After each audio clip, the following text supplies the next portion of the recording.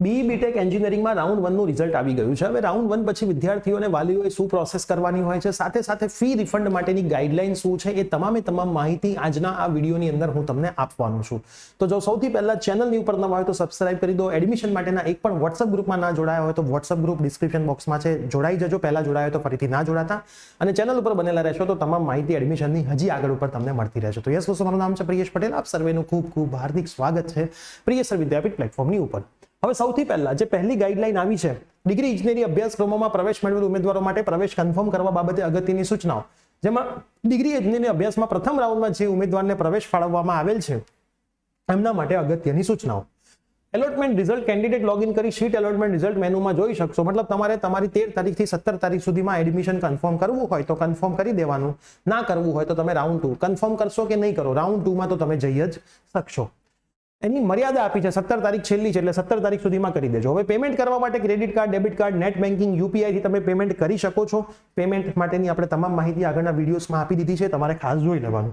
નિર્ધારિત સમય મર્યાદામાં ઓનલાઈન ચૂકવણી ગેટવે દ્વારા ફી, ઓનલાઈન તમારે ફીસ ભરવાની છે ને આપમેળે તરત જ કન્ફર્મ થઈ જશે. જો ફીનો ઉલ્લેખ શૂન્ય હોય તો એક્સેપ્ટ બટન ક્લિક કરવું પડશે. ફ્રી શિપ કાર્ડ હોય, TFWS હોય, ગવર્મેન્ટમાં ગર્લ્સ હોય તો એમને ફ્રી નહીં હોય તો એક્સેપ્ટ બટન પર ક્લિક કરી સીટ એક્સેપ્ટન્સ લેટર સીધો તમારે મેળવી લેવાનો છે. એને પ્રિન્ટ કરવા માટે લોગિન કરીને સીટ એલોટમેન્ટ રિઝલ્ટ મેનુ હેઠળ સીટ એક્સેપ્ટન્સ લેટર પર ક્લિક કરીને આ લેટરનું પ્રિન્ટ આઉટ લઈ શકશો. તમને કન્ફર્મ નથી કરતો, આ ટાઈમ મર્યાદા જે 17 તારીખની છે એમાં તમે આ પ્રોસેસ નથી કરતા તો આ તમારો પ્રવેશ રદ થઈ જશે. ભૂલી ના જતા, મોસ્ટ ઇમ્પોર્ટન્ટ છે. અને હું તો એવું માનું છું કે રાઉન્ડ 1 ની સીટ ફ્રીઝ કરીને જ રાઉન્ડ 2 માં જવું જોઈએ. એક તો સીટ લઈ જ લેવી જોઈએ. આ લેટર ડાઉનલોડ કરો, ફીસ ભરો એટલે તમારી એ સીટ ફ્રીઝ થઈ ગઈ એવું કહેવાય. એ કોઈને આપી શકાય નહીં. અમુક કોલેજ એવું કહેતી હોય છે કે ભાઈ તમને TFWS માં મળ્યું છે તો કોલેજ આવીને કન્ફર્મ કરાવી જાઓ, આટલી ફીસ ભરાવી જાઓ. એ બધી વાત ખોટી. કોલેજ ક્યાંય જવાની જરૂર હોતી નથી. ઓનલાઈન તમે કરી દીધું એટલે વાત પૂરી. બીજી અહીંયા મોસ્ટ ઇમ્પોર્ટન્ટ વસ્તુ હું તમને જણાવી દઉં કે તમે આ કન્ફર્મ કર્યા પછી આ જે લેટર છે ડાઉનલોડ કરીને રાખજો. આગળ ઉપર એ ડાઉનલોડ નહીં થાય, ખૂબ જ કામનો લેટર છે. જો તમે SC અથવા તો SC કેટેગરીના વિદ્યાર્થી છો, સેલ્ફ ફાઇનાન્સ ઇન્સ્ટિટ્યૂટ છે, તો ફી તમારે 0 છે. તમારે એ સંસ્થામાં ફ્રી શિપ કાર્ડ જમા કરાવવાનું રહેશે, નહીતર પછી સંસ્થાની લાગુ પડતી ફી તમારે ભરવી પડશે. જો તમે ફાળવેલ પ્રવેશ રદ કરવા માંગતા હોય, મતલબ વિડ્રો કરવા માંગતા હોય તો નિયત સમય મર્યાદામાં તમારામાં લોગિન કરી એડમિશન ડિટેલમાં જાઓ, વિડ્રો બટન પર ક્લિક કરજો. OTP નાખશો એટલે તમારું વિડ્રો થઈ જશે. વિડ્રોનો મતલબ તમે આગળ નહીં વધી શકો, તમે આખી એસપીસી પ્રોસેસમાંથી વિડ્રો થઈ ગયા. રદ કરેલ પ્રવેશ ફરીથી સુનિશ્ચિત થઈ શકશે નહીં, જેની ખાસ નોંધ લેવી. એટલે ખાલી ફોગટના વિડ્રો કરી ના નાખતા. ખબર ના પડે તો એસીપીસી ને 10 વાર પૂછી લેજો. ઘણા બધા વિદ્યાર્થીઓ એમને વિડ્રો કરી નાખે, પછી ખબર પડે કે આખા પ્રોસેસમાંથી બહાર નીકળી ગયા. એટલે એવું તમે કંઈ કરતા નહીં. સરકારના જોગવાઈ અનુસાર કોઈ પણ પ્રોફેશનલ અભ્યાસક્રમના પ્રવેશ માટે અને પ્રવેશ મેળવ્યા બાદ કોઈ પણ વિદ્યાર્થીએ કોઈ પણ કોટાના એડમિશન માટે સંસ્થા ખાતે ઓરિજિનલ ડોક્યુમેન્ટ આપવાના રહેતા નથી. સંસ્થા પાસે ક્યારેય ઓરિજિનલ ડોક્યુમેન્ટ આપવાના નહીં. એક સેમિસ્ટરથી વધારે ફી એ લોકો લઈ નહીં શકે. ઓનલાઈન પ્રવેશ કાર્યવાહી ચાલતી હોય એ સમયમાં પૂર્ણ સેમિસ્ટરની ફી ભરવી જરૂરી હોતી નથી. પ્રવેશ ફાળવણી જોવા અને કન્ફર્મ કરવાની ગાઈડલાઈન પેજ નંબર 3 માં દર્શાવેલ છે. બરાબર. આ જે મેં વસ્તુ કીધી બધી જ વસ્તુ ઇંગ્લિશમાં લખેલી છે.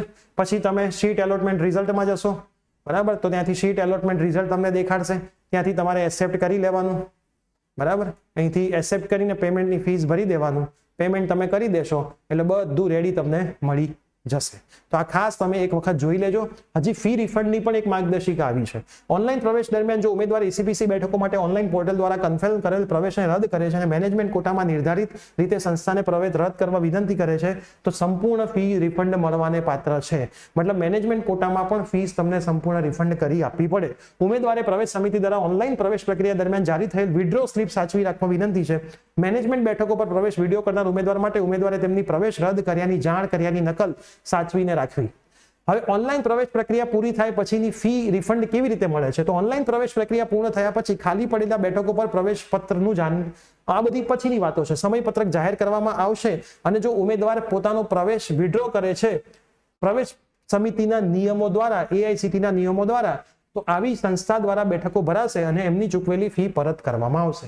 મતલબ સંસ્થા દ્વારા એ શીટ ભરાય છે તો જ ચૂકવેલી ફીસ તમને અહીંયા પરત થાય છે ખાલી બેઠકો પર પ્રવેશ પૂર્ણ કર્યા પછી કોઈ પણ કારણસર ઉમેદવારી પાછી ખેંચવા ઈચ્છુક ઉમેદવાર તેને જે કોલેજ અથવા સંસ્થામાં પ્રવેશ આપવામાં આવ્યો છે તેને રૂબરૂમાં લિખિત વિનંતી કરવાની રહેશે, પરંતુ પ્રવેશ મેળવવા માટે તેમના દ્વારા ચૂકવવામાં આવેલી ફી રિફંડ માટે એ હકદાર રહેતો નથી. મતલબ જે ટાઈમિંગ છે કેન્સલ કરવાના, વિથડ્રો કરવાના, એ ટાઈમિંગમાં તમે કરો તો જ તમને ફીસ પાછી મળે, નહીતર ફીસ પાછી મળતી પણ નથી.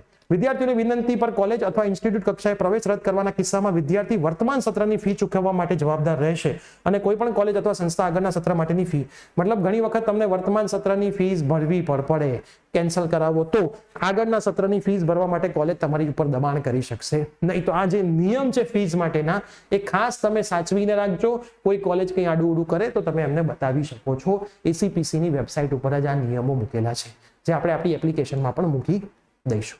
હવે આ વિડીયો તમારા તમામ ફ્રેન્ડ્સને શેર કરી દેજો. મળતા રહીએ છીએ આવી જ કોઈ નવી અપડેટ સાથે. Till then bye bye, take care.